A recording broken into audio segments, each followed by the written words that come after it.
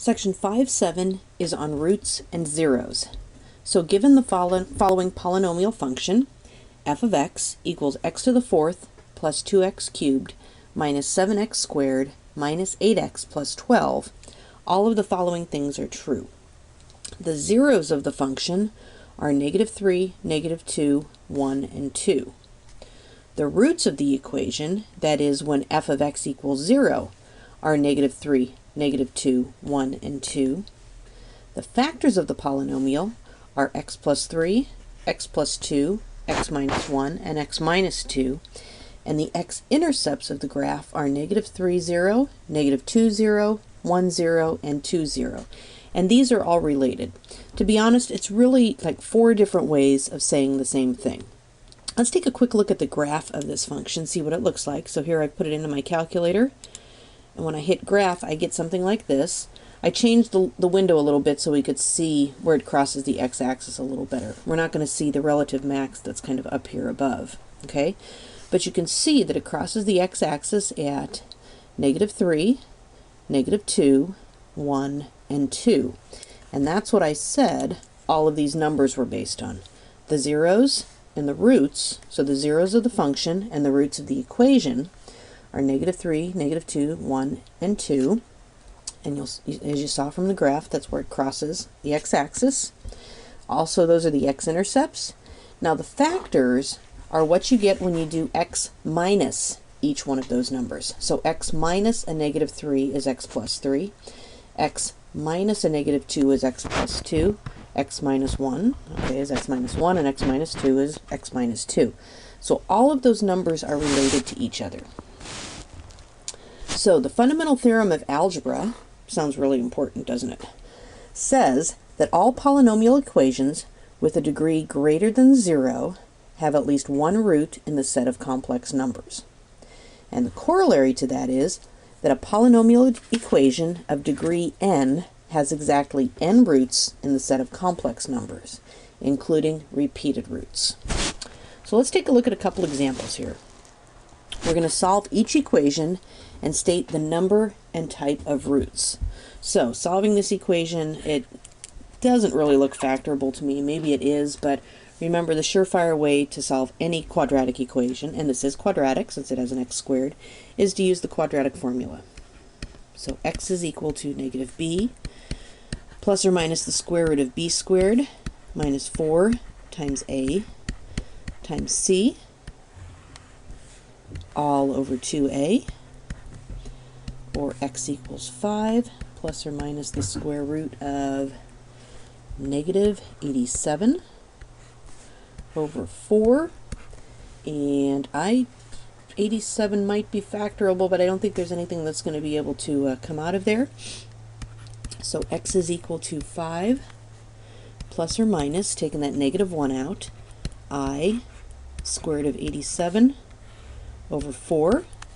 That's the solution to this equation, and it has two roots because it's an x squared, and the two roots are imaginary.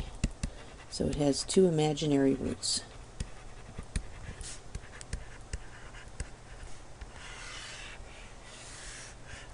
Okay, let's take a look at another example. 8x cubed minus 27 equals 0.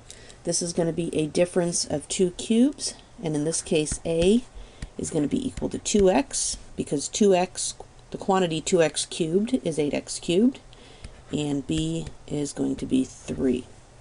So plugging that into the formula, a minus b times a squared, which is 4x squared, time, let's see, so this is going to be plus a times b, and then plus b squared. That equals 0. So one of my solutions, 2x minus 3 equals 0. So x is going to be equal to 3/2. There's one solution. And then 4x squared plus 6x plus 9 equals 0. That cannot be factored, so I do need to use the quadratic formula on that. X equals -b plus or minus the square root of b squared minus 4 times a times c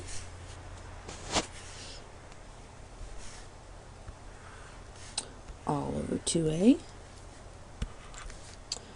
Simplifies to negative 6 plus or minus the square root of negative 108 over 8. That simplifies to negative 6 plus or minus 6i square root of 3 over 8, and then dividing all of my coefficients by 2. X equals negative 3 plus or minus 3i square root of 3 over 4. There's my other solution.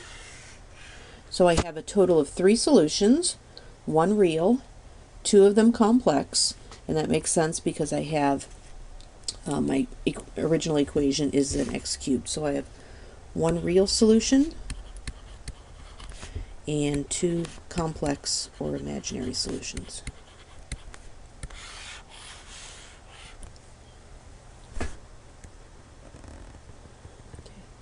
So in order to find all of the zeros of a function, we're going to graph the function to find one real zero. So we're going to graph it to find one place where it crosses the x-axis, then we're going to use synthetic substitution or synthetic division to factor and to find the other solutions. So here's our first example. Find all of the zeros of f of x equals x cubed minus x squared plus 2x plus 4. So I don't know what a zero is, so I'm going to go ahead and graph that. So it's going back to our calculator. I have x cubed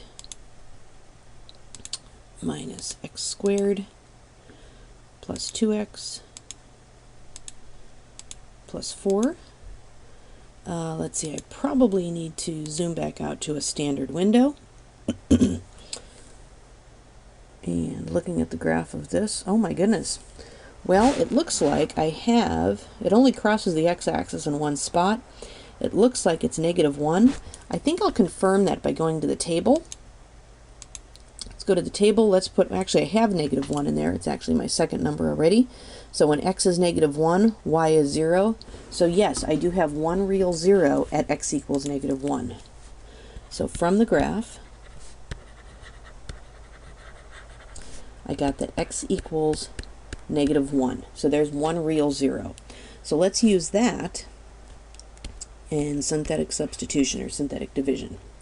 List the coefficients, 1, negative 1, 2, and 4. Draw your line, bring down the first coefficient. Negative 1 times 1 is negative 1. Add those, negative 2. Negative 1 times negative 2 is positive 2. Add those, 4. Negative 1 times 4 is negative 4. And I have a remainder of 0. So that means these are the coefficients of a polynomial that starts with an x squared. So this is going to be x squared minus 2x plus 4. Okay, so that equals 0 because I need to find the zeros. I already have one right here. One of my zeros is negative 1. But now I need to figure out what zeros I have here. I don't think this is factorable, so I'm going to use the quadratic formula. X equals negative b plus or minus the square root of b squared minus 4 times a times c all over 2a, or 2 plus or minus the square root of negative 12 over 2 plus or minus 2i square root of 3 over 2, and canceling, that gives me x equals 1 plus or minus I square root of 3. So I have one real solution at x equals negative 1. I have two imaginary or complex solutions at 1 plus or minus I square root of 3. And then actually looking back at the graph, that makes sense. There's only one real solution, and because that's the only place it crosses the x-axis, it makes sense that there would be two complex solutions. Let's try another one here. So here I have f of x equals x to the fourth plus 6x cubed plus 73x squared plus 384x plus 576. Oh my gosh. Let's graph this on the calculator to find one real solution.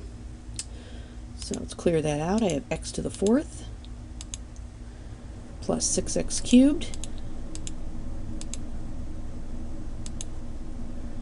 plus 73x squared plus 384x plus 576. Okay, let's see what the graph of that looks like.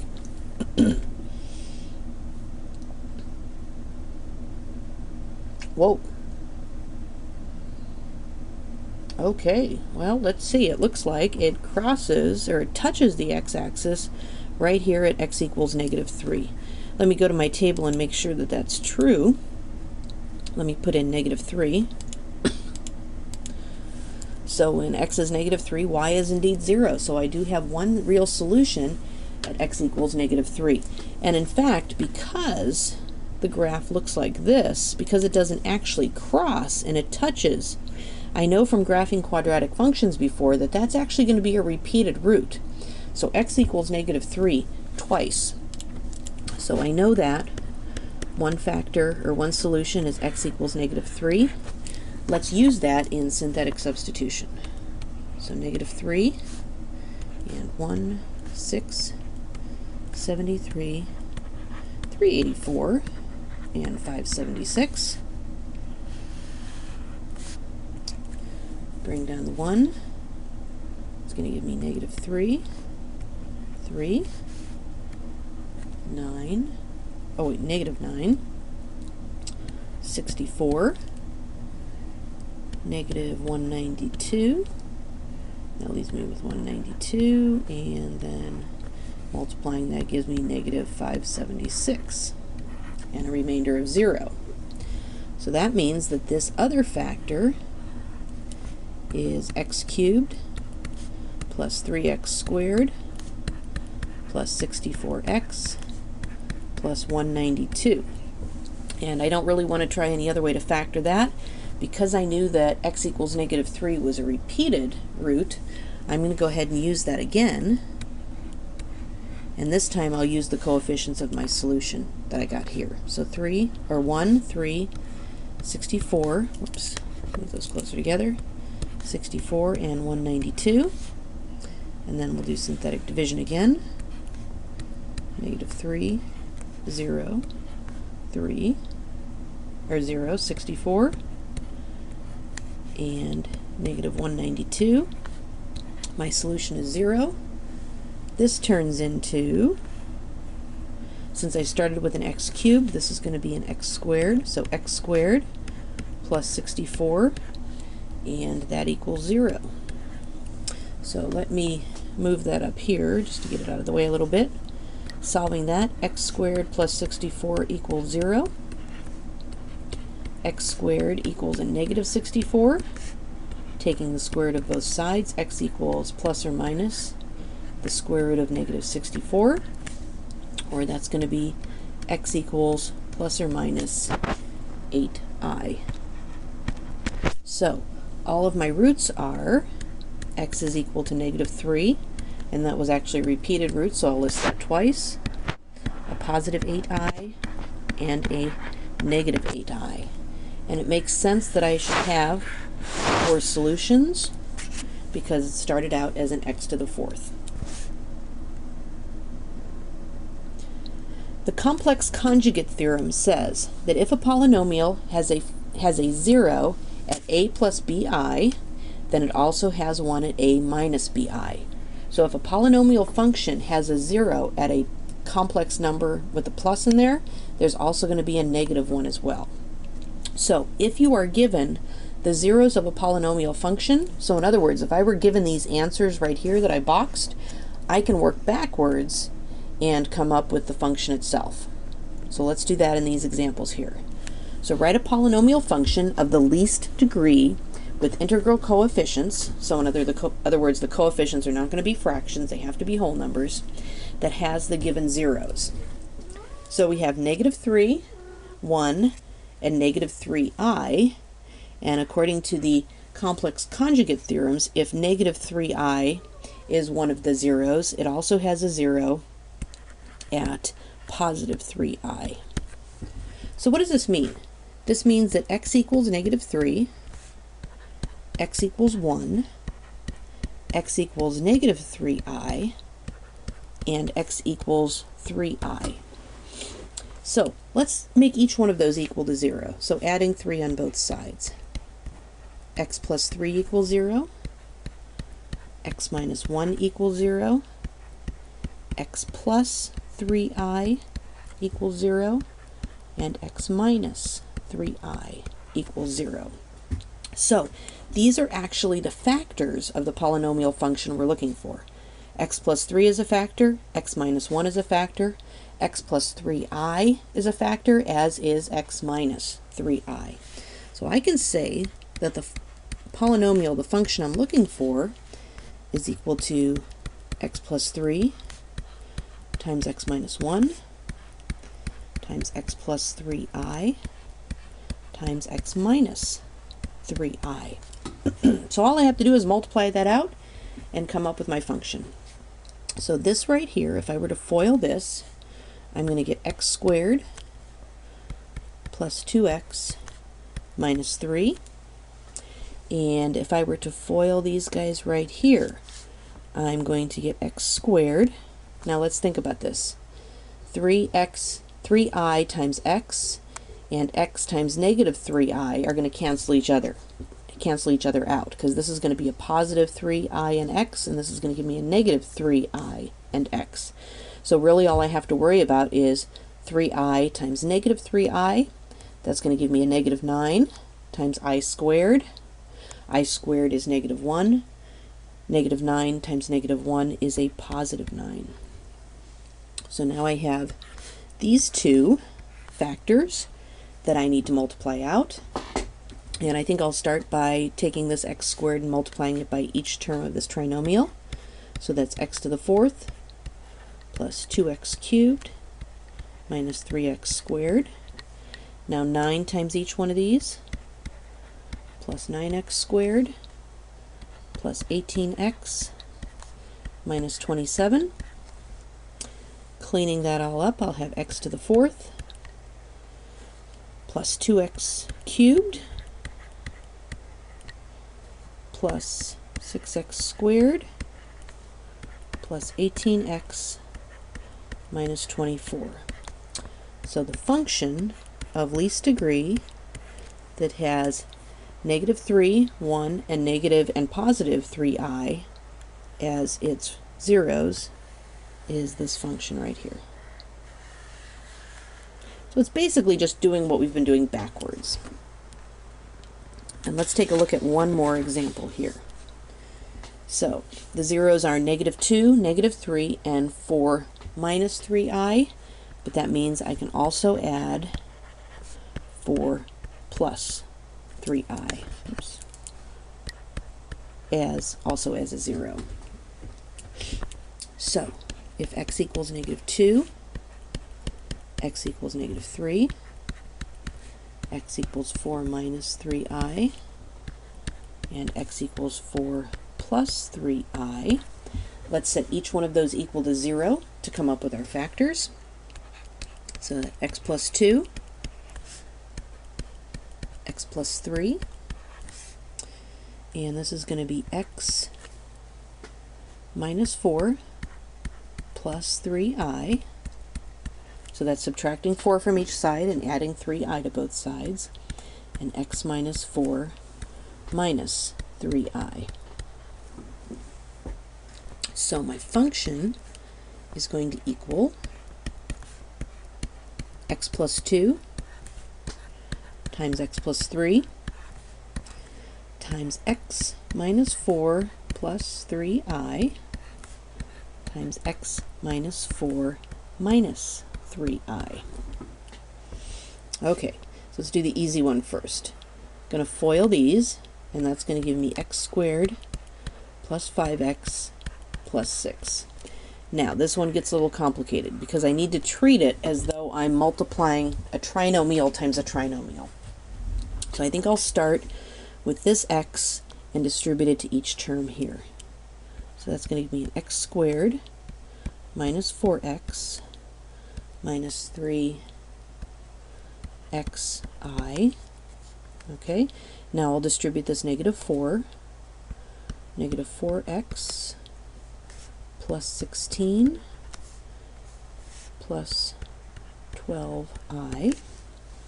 And now let's distribute this 3i. So it's going to give me a plus 3xi minus 12i. And then that's going to give me 3i times negative 3i is going to give me a negative 9 times a negative 1, or plus 9. Now, I have a feeling I've got some stuff in here I can cancel out. In fact, I have a negative 3xi and a positive 3xi, and a positive 12i and a negative 12i, and did that make all of my i's cancel out? I believe it did. So now I'm going to have x squared, let's see, minus 8x, and 16 and 9 plus 25. Okay, so now I have this factor here, x squared plus 5x plus 6, and then x squared minus 8x plus 25, and that's what f of x is going to equal. So again, I need to multiply all of that out. Let me give myself a little extra room here. So I'll take this x squared and multiply it by each one of those.